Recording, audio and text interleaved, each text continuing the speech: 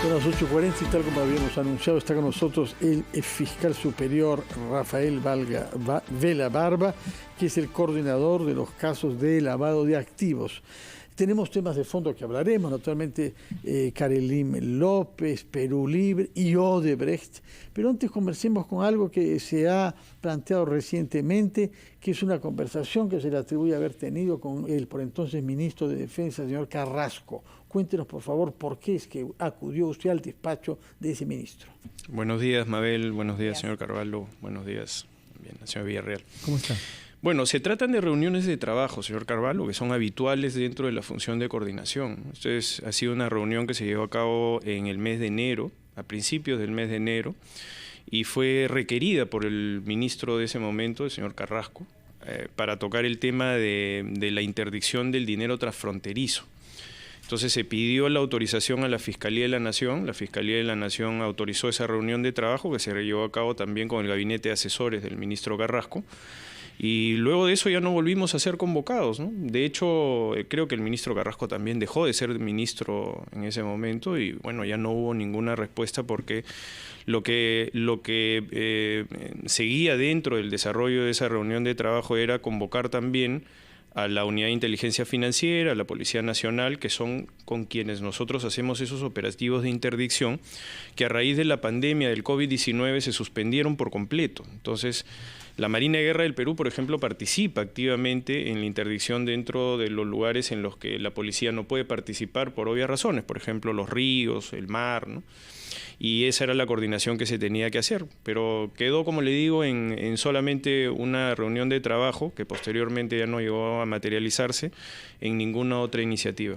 Sí, precisamente lo que estamos viendo en nuestra plataforma de televisión es un oficio enviado a la fiscal de la Nación en ese momento, Zoraida Ábalos. Es correcto, así es. Es la fecha de la solicitud de autorización, porque nosotros, dentro de nuestra posición como fiscales en general, coordinadores, necesitamos la autorización de la Fiscalía de la Nación para poder entrevistarnos con algún ministro de Estado. ¿Y en esa reunión solo se trató del tema que usted está mencionando o sobre alguna investigación que además se lleva a cabo, algo en torno al presidente de la República? No, específicamente fue por ese motivo, ¿no? Incluso en la reunión estuvieron presentes parte de su gabinete de asesores, ¿no? En realidad no hubo ninguna otra interacción, ¿no? Doctor Vela, ¿cómo está? Buenos días. Sí. Yo quisiera preguntarle lo siguiente. A raíz de las investigaciones que se están realizando en estos momentos, en el caso que involucra a la empresaria Karelim López y otros, inicialmente la ex fiscal de la Nación, Zoraida Ábalos, prefirió no investigar al jefe del Estado, al presidente de la República, hasta que obviamente culmine su mandato. Hemos leído una información en el sentido de que el fiscal Pablo Sánchez podría revertir esta decisión y sí, efectivamente, iniciar investigación al presidente. Tras la diligencia que se han realizado, tras el testimonio de Karelim López en Palacio de Gobierno y otros aspectos vinculados a la propia indagación, ¿usted cree que es necesario que el fiscal de la Nación, Pablo Sánchez, inicie esta investigación y revierta la decisión que tuvo Zoraida Ábalos? Mire, yo no sé si el término correcto sea revertir. Esa es una decisión del señor fiscal de la Nación. Nosotros hemos cumplido ya con entregar todos los avances que vamos obteniendo dentro del proceso de corroboración del proceso especial de colaboración eficaz de la señora López. Sí es claro que nosotros tenemos, al haber informado la presunción de hechos ilícitos, tenemos la interpretación de que debería abrirse una investigación. De hecho, nosotros ya tenemos algún antecedente al respecto. Nosotros iniciamos una investigación al señor Martín Vizcarra el año anterior, ¿no? El año 2020 en realidad fue, ¿no? A fines del año 2020. Nosotros investigamos al señor Vizcarra cuando era presidente constitucional en ese momento. De tal manera que nosotros en las fiscalías tenemos esa interpretación, pero sin duda la autonomía fiscal también determina que el señor fiscal de la Nación es el que debe tomar una decisión al respecto. Nosotros hemos ya informado todo lo que corresponde a los elementos que vamos recabando progresivamente y es una evaluación que tiene que hacer el señor fiscal de la Nación con sus adjuntos, con su equipo de trabajo, pero evidentemente al nosotros elevar ese informe tenemos la interpretación de que se trata de actos de contenido delictivo que deben ser materia de investigación. Doctor, ¿y qué tanto han avanzado las corroboraciones de lo que ha dicho la señorita o la señora López en su proceso de colaboración eficaz. Le pido que la respuesta, por favor, nos la brinde después de escuchar a nuestro... Vemos ampliación de noticias. Estamos conversando con el doctor Rafael Vela Barba, fiscal superior, coordinador nacional de las Fiscalías Especializadas en Delito de Lavado de Activos y del equipo especial Lavallato. Le había consultado, doctor Vela, sobre cuán avanzadas están las corroboraciones que se han hecho a los testimonios brindados por Calerín López, quien aspira a la colaboración eficaz. Pero antes de eso, una precisión nada más. Usted acaba de decir que, si no me equivoco, elevó un informe al fiscal Pablo Sánchez, fiscal de la Nación. ¿Cuándo fue que elevó ese informe? Bueno, ese informe ha sido elevado, señor Villarreal, hace aproximadamente una semana, ¿no? Pero hay otro informe que también se elevó en su oportunidad la señora exfiscal de la Nación, Zoraida Ábalos. Es decir, nosotros vamos informando progresivamente en base al avance del proceso de corroboración de la colaboración eficaz de la señora López.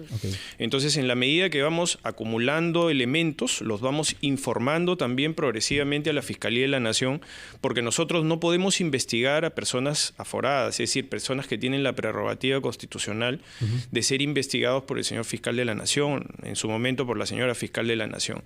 Entonces, lo que hacemos es ir corroborando y sobre la base de esa corroboración vamos transmitiendo esa información para que se tomen decisiones por parte de la Fiscalía Suprema en ese caso. Y de acuerdo a lo hallado, a los documentos que ustedes tienen en Fiscalía, dada esta investigación, y que a su vez han elevado al fiscal de la Nación, ¿usted ahí le ha recomendado que se investigue al presidente de la República? No, nosotros no podemos hacer eso por lo que le explicaba de la autonomía fiscal. Pero sí considera. Pero en nuestra interpretación, todo lo que informamos es porque tiene una vinculación con actos ilícitos. Si no, no serían hechos de interés y solamente serían referencias colaterales. Nosotros informamos todo lo que tiene contenido delictivo. Evidentemente tenemos dentro de nuestra interpretación como fiscalías de menor, digamos, jerarquía, tenemos la interpretación de que todos estos hechos justifican una investigación para las personas que tienen ese tratamiento privilegiado de ser investigados por el fiscal de la Nación. Pero no necesariamente nuestra interpretación es la misma que puede tener la Fiscalía de la Nación. Queremos saber, a propósito de hechos delictivos, ¿cuál es el estatuto fiscal que tiene la señora Calerín López? ¿Es colaboradora ya o no? Y si lo es, sobre la base del reconocimiento de qué culpabilidad es que le han dado ese estatuto. Sí, es muy pertinente su pregunta, señor Carvalho, porque se ha estado diciendo muchas cosas que no son exactas. La señora López tiene la condición de colaborador eficaz porque es parte de un proceso de colaboración eficaz que está en una fase de corroboración. Para que la señora López haya solicitado a la fiscal Taquire acogerse al proceso de colaboración eficaz, ha tenido que hacer un reconocimiento parcial de los cargos que se le imputaban en la Fiscalía de Lavado de Activos. Es decir, la señora López sí ha admitido ser responsable de manera parcial, no total, es correcto también, pero sí ha admitido de manera parcial los cargos, de tal manera que a partir de esos... El cargo de lavado de activos, el cargo específicamente haber recibido dinero de procedencia presuntamente ilícita, de procedencia presuntamente ilícita de la familia Pasapera, ¿no? Entonces, ese cargo permite de que la señora pueda iniciar el proceso y hacer una serie de declaraciones y entrega de información. Y a partir de ahí se encarga de corroborar todos los elementos que se van incorporando. Además, es un proceso progresivo. La señora ha ido declarando en múltiples oportunidades y va entregando información que la Fiscalía tiene que procesar, por supuesto con todas las limitaciones que se tienen, pero haciendo el máximo esfuerzo. Nosotros hemos fortalecido el despacho de la doctora Taquire, porque la doctora Taquire no solamente ve el caso de la señora López y otros investigados, tiene otros casos de lavado de activos. Entonces, ese fortalecimiento permite de que vaya encontrando todas las fuentes de información que la propia colaboradora también debe referir. Porque hay que entender, señor Carvalho, que el principal interesado de que un proceso de colaboración eficaz funcione es el propio colaborador. Porque el colaborador debe entregar información de calidad que luego tiene que pasar no solamente por un tamiz del propio Ministerio Público, sino por un control de legalidad judicial, que es sumamente exhaustivo en torno a la culpabilidad y al valor de la información que entrega. Doctor Vela, disculpe, una precisión. Cuando usted dice que ella se considera responsable de manera parcial de algunos cargos, ¿qué significa esto? ¿Cómo se puede explicar? Y le había preguntado también cuán avanzadas están las corroboraciones a los testimonios que brinde ella. Sí, la corroboración, por eso le hacía referencia de que nosotros progresivamente, en la medida de que la colaboradora va declarando, nosotros vamos corroborando y vamos informando a la Fiscalía Suprema. Ese proceso de corroboración es un proceso complejo, porque de hecho la señora López ha entregado mucha información de múltiples casos que no conocemos, quizá. Que evidentemente que no son de conocimiento incluso público, porque la estrategia fiscal así lo determina.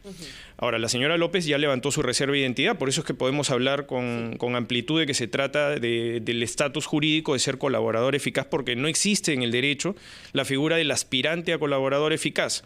La ley únicamente hace referencia al colaborador eficaz y eso se ha ido reiterando porque lo que se busca es restar potencia a las declaraciones del colaborador, minimizándola porque dice que aspira a ser colaborador y eso no es preciso. Lo hemos escuchado del ministro de Justicia, por ejemplo. Pero en toda esta situación y en esta investigación que ustedes están llevando a cabo, ¿cuál es la situación de Bruno Pacheco y los sobrinos del presidente? En las investigaciones de lavado de activos ellos están en condición de investigados, es decir, son parte de la investigación. Contra ellos no hay ningún proceso, o mejor dicho, ellos no se han acogido a ningún proceso de colaboración eficaz. Por tanto, la colaboración de la señora López lo que busca es corroborar todo lo que ella haya dicho y luego eso ser trasladado a las distintas investigaciones abiertas en donde las personas pueden defenderse.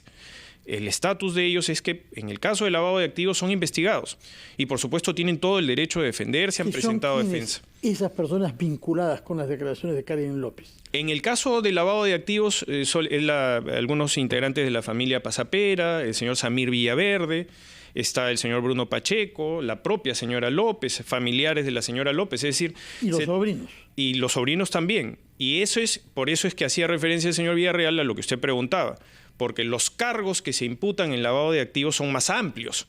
Ella solamente ha admitido una parte de la responsabilidad por esos cargos. En el resto de cargos, tanto en el sistema de corrupción como en el sistema de lavado de activos, ella tiene el derecho de defenderse, porque claramente su abogado lo que nos ha comunicado es que ella no admite ninguna otra responsabilidad penal y va a ejercer su defensa como corresponde. ¿Qué pasa con las personas que son prófugos de la justicia? Porque hemos visto que el señor Bruno Pacheco, desde su clandestinidad y con tecnologías sofisticadas, ha hecho declaraciones oficiales. Bueno, ese es un trabajo de la Policía Nacional, señor Carvalho. Evidentemente, la ubicación y captura de una persona que está requerida por la justicia, que en este caso se trata ya del debido proceso de prisiones preventivas, en donde también se ha usado la declaración de la señora Caroline López para obtener esas prisiones preventivas, la Policía Nacional tiene la responsabilidad de tecnológicamente incluso también ubicar y capturar a las personas requeridas por la justicia. De tal manera que la Fiscalía hace todo el esfuerzo y por supuesto el Poder Judicial ordena la prisión preventiva correspondiente, pero no se puede materializar si es que la policía no hace un trabajo eficiente y los ubica y captura. ¿Y cuál es la situación de los congresistas a quienes llaman los niños, ¿no? Caroline López ha dado cuenta de que son congresistas de Acción Popular que tenían relación con esta mafia dentro del Ministerio de Transportes y Comunicaciones. La situación era la que le hacía referencia. Nosotros hemos elevado ya a la Fiscalía de la Nación todos los elementos con los que contamos a fin de que el señor fiscal de la Nación haga la evaluación pertinente de si debe abrir o no investigación en contra de ellos. Nosotros estimamos que sí se debe abrir una investigación. Que es la misma situación que el presidente de la República, los congresistas no los pueden investigar en este momento. Igual, ustedes. De la misma manera, porque nosotros solamente podemos hacer actos de corroboración sobre los dichos del colaborador, pero la investigación es mucho más amplia. ¿Y tiene usted documentación que lo lleva a pensar que sí se debería investigar a estos congresistas? Absolutamente, por eso es que nosotros hemos elevado ese informe al señor fiscal de la Nación, pero ciertamente, reitero, esa es ya autonomía del señor fiscal de la Nación, él debe decidir de acuerdo a su equipo de trabajo si es que abre investigación o no. Esa es una decisión que le corresponde al señor fiscal de la Nación y no a nosotros. Pero, reitero, cuando nosotros tomamos la decisión de informar esos elementos corroborados y toda esa información que vamos incorporando, es porque estimamos desde nuestra interpretación que se justifica una investigación inmediata. De acuerdo, señor Vela. Permítanos, por favor, ir a una pausa, los titulares de la hora, y regresamos, sobre todo con temas vinculados al caso Odebrecht, para evitar que nos suceda lo que uno teme siempre, que un nuevo escándalo reemplace y haga olvidar el que había antes. De manera que queremos regresar al tema Odebrecht, que está lejos de Estamos entrevistando al fiscal superior Rafael Vela Barba, responsable de los casos de lavado de activos en el Perú, y a ese título del llamado caso Lava Jato y Odebrecht, que, como sabemos, concierne a varios expresidentes de la República. Por eso, y para evitar que se olvide este tema, porque han venido después los casos de los que hemos hablado antes, queremos preguntarles en qué se ha avanzado estos últimos meses respecto al caso Lava Jato Odebrecht, sobre todo porque se firmó un acuerdo discutido, pero se firmó en función del cual se nos dijo que podríamos conocer el nombre de varias decenas de personas, casi 100, que eran nombradas con codinombres, con códigos naturalmente, y esto hace más de un año y no sabemos quiénes son. Entonces tenemos el dato de personas que han estado vinculadas, que han recibido dinero, pero cuya identidad no conocemos pese al acuerdo. Y por otra parte, el doctor Nakazaki en particular nos ha hecho saber que han habido conflictos en la justicia brasileña por una actitud tomada por Marcelo Odebrecht, que según él puede tener repercusiones negativas para el avance de las investigaciones en el Perú. Cuéntenos, por favor, desde su punto de vista, qué hemos avanzado en los últimos meses y cuál es el calendario en la solución de los casos de los que la opinión pública tiene derecho a saber. Comienzo por lo último, ¿no?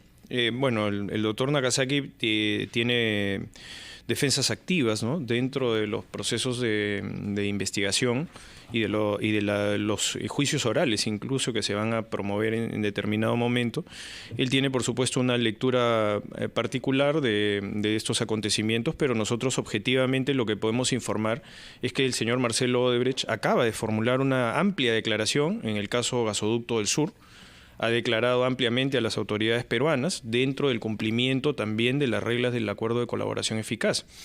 De tal manera que el acuerdo sí produce permanentemente información que va siendo incorporada dentro de las múltiples investigaciones, que habría que dividirlas, señor Carvalho, en dos grandes bloques en este momento, ¿no? Por un lado, las acusaciones fiscales que ya existen dentro del Poder Judicial, que son 9 mega acusaciones en realidad, donde hay más de 120 personas acusadas, más de 15 personas jurídicas acusadas, con una serie de consecuencias que se pueden producir.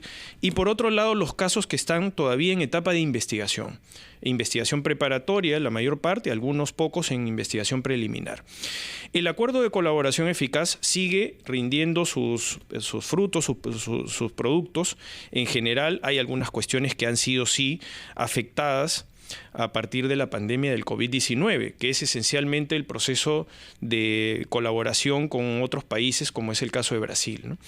Efectivamente, ahí sí hemos tenido algún retroceso, porque las autoridades brasileñas, al haber desaparecido la Fuerza de Tareas de Curitiba, que era la fuerza que se ocupaba de la operación Lava Jato en Brasil, ha sido todo ello asumido como responsabilidad en el trámite de cooperación internacional por diferentes fiscales en todo Brasil.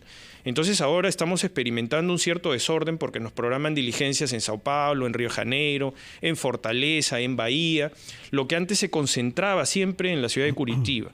Pero ahora ya no existe más esa circunstancia, nosotros nos tenemos que adaptar porque es lo que determina la justicia brasileña, pero seguimos incorporando toda la información, específicamente relacionada con los codinombres que usted hacía referencia. La administradora de toda esta información es una empresa que se llama GR Compliance. Ha pedido un plazo ampliatorio para la búsqueda de la información. Ya lleva más de un año y nos prometieron lo que sucede, tecnológicamente avanzados, sí, que resolverían. Lo que sucede, señor Carvalho, es que necesariamente la decodificación, al hacerse en el Brasil, tiene que ser materia de una cooperación internacional que la decide la justicia brasileña. Y recién la justicia brasileña nos notificó la decodificación en el mes de marzo de este año. Entonces, en marzo de este año nosotros transmitimos toda la información como lo exige la cooperación, y es de conocimiento de esta empresa GR Compliance, que ha pedido un plazo de 90 días para entregar no la información que ya entregó la justicia brasileña, sino el respaldo documental de las operaciones que subyacen detrás de los codinomes, porque la información que nos entregó Brasil son planillas, pero no ejecución de las planillas. Entonces, el colaborador lo que tiene es la obligación de entregar todas las rutas del dinero detrás de lo que figuran en las programaciones. Incluso hay algunas programaciones que no se llegaron a ejecutar, pero también tiene que haber una evidencia documental de ello. Entonces, o sea, para julio vamos a tener esa lista de nombres. Sí, porque ese es el plazo que le ha pedido, que no nos ha pedido a nosotros, le pidió a la justicia brasileña GR Compliance. Y eso es algo que nosotros escapa a nuestro dominio, porque evidentemente la justicia brasileña en su ejercicio de soberanía pues tiene sus propios procedimientos internos. Y ya que hablamos de tiempos y plazos, hace aproximadamente un año el fiscal Germán Juárez Atoche dijo que ya prontito iba a realizar la acusación contra el expresidente Martín Vizcarra. Ha pasado un año y sigue diciendo que pronto. Mire, sí, hay algunas consideraciones que son también parte de la interpretación de los jueces, esencialmente. Nosotros antes podíamos postular acusaciones sin haber concluido con los procesos de colaboración eficaz. El caso del señor Vizcarra es un caso en donde hay colaboradores eficaces que todavía no habían sido controlados judicialmente. Varios colaboradores eficaces. Sí, así es, varios colaboradores eficaces. Ahora estamos ya culminando con todos esos procesos internos de control de nivel judicial, y a partir de ello yo creo que estamos expeditos para que la Fiscalía del doctor Juárez Atoche pueda ya tomar la decisión que corresponde de poner fin a la investigación preparatoria y decidir si se debe acusar o no al señor Vizcarra. Doctor Vela, hasta el momento, ¿cuánto se ha avanzado en el caso que involucra a Fuerza Popular y a la ex candidata presidencial Keiko Fujimori? ¿Y cuánto afectó a la investigación el robo de esta laptop, de esta computadora de la fiscal Paulina Roque, ¿no?, en la investigación que hace el equipo Lavallato? Mire, el caso de la señora Fujimori está en un control judicial, que es un control que hace el juez de investigación preparatoria del contenido de la acusación formulada en su momento por el despacho del doctor José Domingo Pérez. Ajá. Cuando se controla una acusación, puede ser objeto de una serie de subsanaciones que la ley permite. Okay. Lo que se ha estado realizando durante todo este tiempo es un saneamiento judicial del contenido de la acusación. Entonces, en ese proceso de saneamiento hay muchas subsanaciones que se van dando dentro del criterio judicial del análisis del contenido ya de esa acusación. El robo de la computadora de la señora Roque, por supuesto que no tiene ningún grado de afectación de lo que ya se hizo, que es la acusación fiscal, porque eso haya sido producto del trabajo del equipo del doctor Pérez en su momento. Es decir, todas esas pruebas están resguardadas. Yo diría, señor Villarreal, que eso tiene un componente de análisis distinto desde la apreciación que nosotros tenemos de cómo operan las organizaciones criminales para poder sustraer documentación que es importante y relevante para la operatividad del despacho fiscal. ¿Para qué puede servir eso? Puede servir incluso como una operación de inteligencia, de obtener información interna de cómo los procedimientos internos de trabajo se dan dentro de las fiscalías. Esto, ojo, que no es una novedad. En Brasil pasó exactamente lo mismo. Hubo una afectación y una intromisión sobre los chats que, por ejemplo, tenían privados la Fuerza de Tareas Lavallato en Curitiba. Yo creo que hay una búsqueda de ese tipo de información para afectar la credibilidad del Ministerio Público, porque es más una operación de inteligencia, además de algunos acontecimientos que se relacionaban también con la declaración del señor Eugenio Bertini, que es una declaración que se da a partir de que el señor Bertini se pone a derecho luego de haber tenido la condición de extraditable en Italia. Regresó al Perú, sí, recordamos. El tiempo corre y queremos preguntarle sobre otro caso muy importante, que es el lavado de activos practicado por el Partido Perú Libre, cuya importancia conocemos entre tanto. Mire, nosotros ahí sí tenemos un avance, creo que importante, ya dentro de incluso el trabajo que hacemos con aliados estratégicos dentro de la lucha contra el lavado de activos. La Unidad de Inteligencia Financiera, la Policía Nacional, En general, las procuradurías también apoyan el trabajo que se viene realizando en ese sentido. Sí tenemos algunas deficiencias, le digo con absoluta transparencia, respecto, por ejemplo, al apoyo de los equipos periciales. El Ministerio Público está en una crisis también grave económicamente porque no existe un financiamiento adecuado de los recursos que el Ministerio Público necesita para poder hacer investigaciones eficientes. Y esto es endémico, ¿no? Creo que nosotros hemos pedido, sí, y además también porque la exigencia judicial siempre establece estándares muy altos en los casos emblemáticos, esencialmente. Entonces necesitamos que también se atienda ese reforzamiento indispensable para que el trabajo pericial nos permita satisfacer también los estándares judiciales a los que los fiscales nos tenemos que someter para poder migrar dentro de la madurez de las investigaciones y poder también tomar medidas de aseguramiento que correspondan a cada estadio procesal. Entonces, evidentemente, en ese aspecto nosotros hemos requerido a la institución que se nos apoye, no hemos tenido aún respuesta y las respuestas que hemos tenido siempre van en orden a las carencias de presupuesto que tiene la institución y que no nos permiten hacer nuestro trabajo. Sin embargo, a partir de esa circunstancia, incluso el fiscal encargado, que es el doctor Richard Rojas, creo que ha hecho un trabajo bastante importante dentro del avance y creo que dentro de muy poco tiempo podrá tomar algunas decisiones correspondientes a ese caso en particular. ¿Cuántos? Yo diría que depende mucho también de que tengamos el auxilio pericial. Si tuviéramos el auxilio pericial, yo creo que en no más de 2 meses deberíamos estar concluyendo con esa investigación en la fase correspondiente. A julio. En todo caso, esperaremos julio para varias informaciones. Yo aprovecho, señor Carvalho, si usted me permite, para que se invoque también al Ministerio de Economía que dé los recursos correspondientes. A ese punto yo quería llegar. El hecho de que ustedes puedan tener más recursos para agilizar casos tan importantes como el lavado de dinero por parte de el señor Cerrón y compañía en el seno de un partido político como Perú Libre, ¿depende del fiscal de la Nación o del Ejecutivo? De ambos en realidad, señora Huertas, porque el fiscal de la Nación es quien canaliza, porque es el titular del presupuesto del Ministerio Público, es quien canaliza todas estas necesidades, pero finalmente es el Ministerio de Economía y Finanzas quien decide las partidas excepcionales, extraordinarias, presupuestales o la ejecución presupuestal necesaria para estos casos de muy alto perfil. Es conveniente en todo caso para algunos que ustedes no tengan recursos. Bueno, evidentemente, porque retrasa sensiblemente el desarrollo de las investigaciones. Es conveniente para las personas vinculadas con la delincuencia, de manera que esperamos que el ministro Oscar Graham haya escuchado este mensaje y comprenda que hay partidas presupuestales que deben ser añadidas y lo que queremos es transparencia y justicia en el Estado peruano. Muchas gracias por su presencia acá, fiscal Rafael Muchas gracias. Vela Barba, que tenga usted muy buenos días. Y tomamos nota de las fechas que nos ha anunciado, sí, que serán fechas en las que tendremos resultados. Muy buenos días. Hacemos una